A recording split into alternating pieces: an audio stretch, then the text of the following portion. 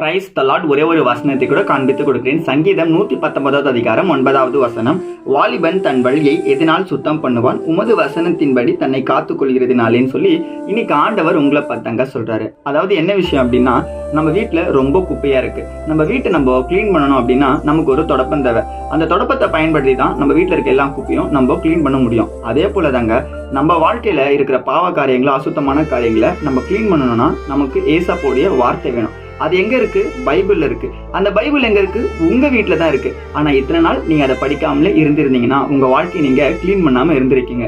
ஏசப்பா இன்னைக்கு உங்களை பார்த்து சொல்றாரு, மகனே மகளே, இன்னைக்கு உங்க வாழ்க்கை இருக்க பாவமான காரியத்தை நீ கிளீன் பண்ணணும்னா நீ பைபிள் படிக்க ஆரம்பிச்சுன்னு சொல்லி இன்னைக்கு ஆண்டவர் உங்களை பார்த்தாங்க சொல்றாரு. நீங்க ஸ்கூலுக்கு போங்க, காலேஜ் போங்க, வேலைக்கு போங்க, எங்க வேணா போங்க, ஆனா ஏசப்படைய வார்த்தையை படிச்சுட்டு போங்க.